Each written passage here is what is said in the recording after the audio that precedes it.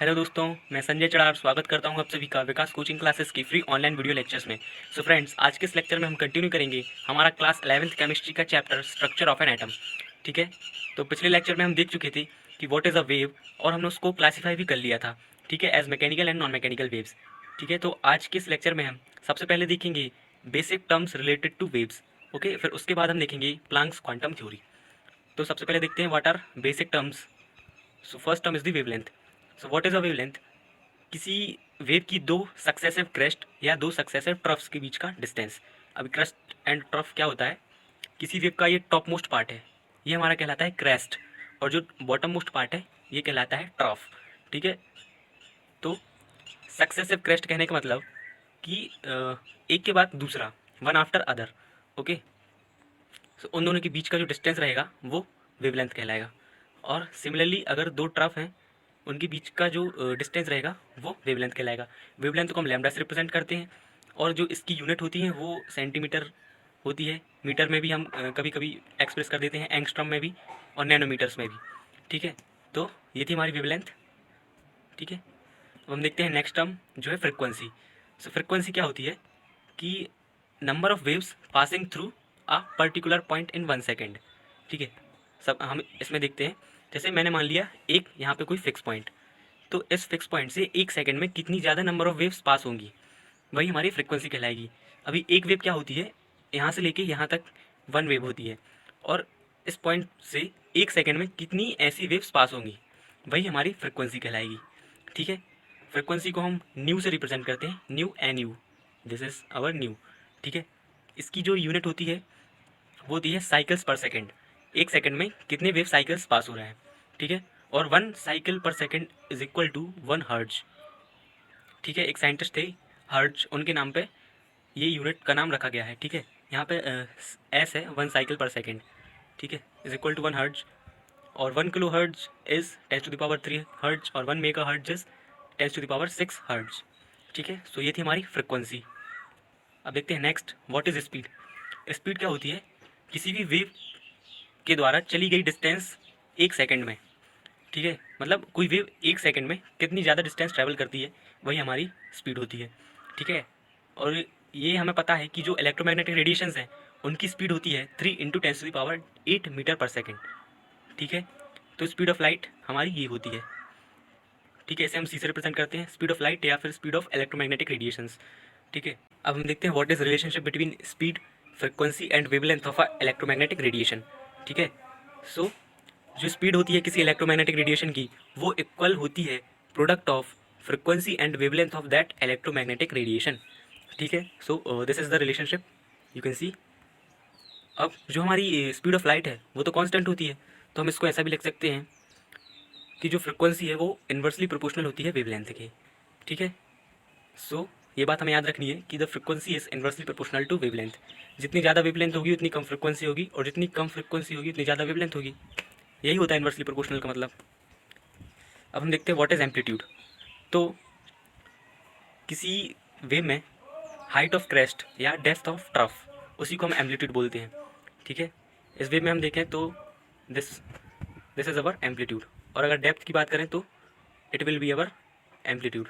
Okay, हम देखते हैं what is wave number.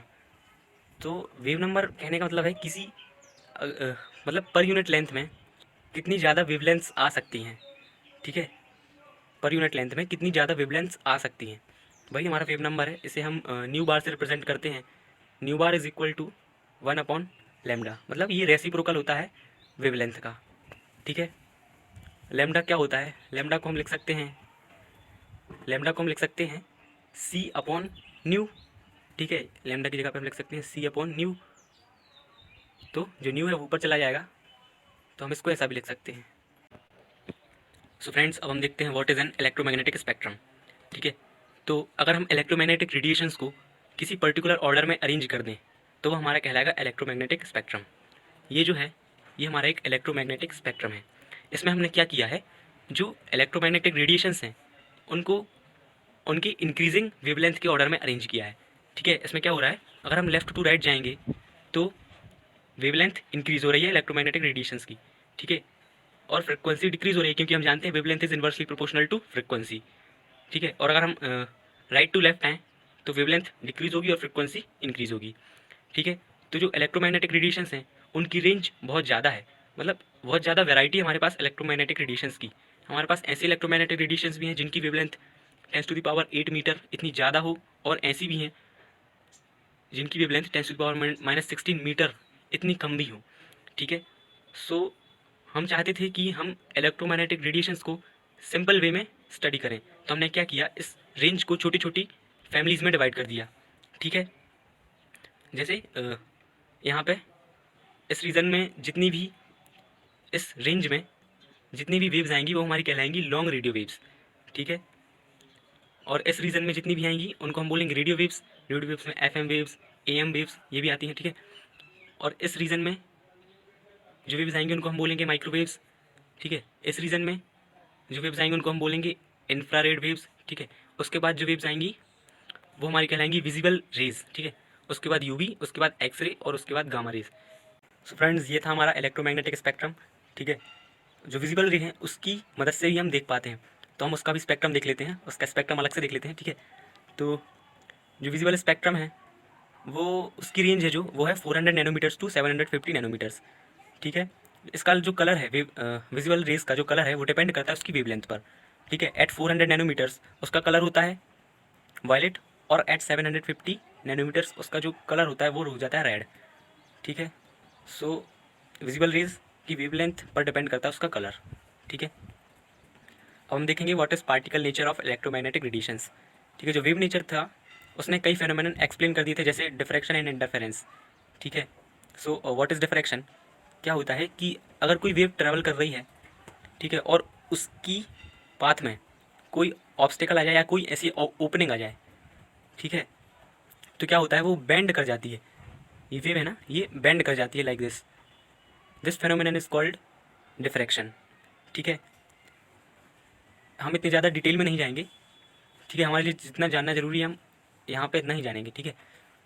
What is interference, interference क्या होता है कि अगर दो वेव्स इंटरफेयर कर जाएं, ठीक है, अगर दो वेव्स इंटरफेयर कर जाएं, मतलब ट्रफ क्रेस्ट क्रेस्ट अगर मिल जाए दो वेव्स के, तो जो इंटरफेरेंस होगा वो होगा कंस्ट्रक्टिव इंटरफेरेंस। और अगर एक वेव का क्रेस्ट और दूसरे वेव का ट्रफ मिल जाए तो वो हमारा होगा डिस्ट्रक्टिव इंटरफेरेंस। तो ये दोनों फेनोमेनन थे, ये वेव नेचर ने एक्सप्लेन कर दिए थे, बट ऐसे कई फेनोमेनन थे जो वेव नेचर एक्सप्लेन नहीं कर पाया था। कैसे? ठीक है। कई जैसे ब्लैक बॉडी रेडिएशन था, वो वेव नेचर एक्सप्लेन नहीं कर पाया था। फोटो इलेक्ट्रिक इफेक्ट, ठीक है, variation of heat capacity of solids as a function of temperature, इसकी हम बाद में बात करेंगे। ठीक है।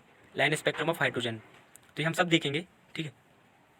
ये जो हाइड्रोजन का स्पेक्ट्रम है, ये इसका एब्जॉर्प्शन स्पेक्ट्रम है और ये एमिशन स्पेक्ट्रम है। ठीक है। ये हम देखेंगे और अच्छे से। तो चलिए फ्रेंड्स, अब हम देखते हैं प्लांक्स क्वांटम थ्योरी। तो मैक्स प्लांक ने बताया था कि जो इलेक्ट्रोमैग्नेटिक रेडिएशंस हैं वो किसी वेव के फॉर्म में नहीं रहते हैं, वो रहते हैं in the form of small energy packets और बंडल्स, जिन्हें हम बोलते हैं क्वांटा या क्वांटम। ठीक है। अगर हम बात करें पर्टिकुलरली फॉर लाइट या विजिबल रे, तो वो उसके लिए जो क्वांटम है उनको हम बोलेंगे फोटॉन्स। ठीक है। तो लाइट एक वेव के फॉर्म में नहीं रहती है, ये रहती है in the form of small energy packets. ठीक है। जिन्हें हम फोटॉन्स बोलते हैं पर्टिकुलरली फॉर लाइट। और ठीक है, और क्वांटम बोलते हैं फॉर इलेक्ट्रोमैग्नेटिक रेडिएशंस।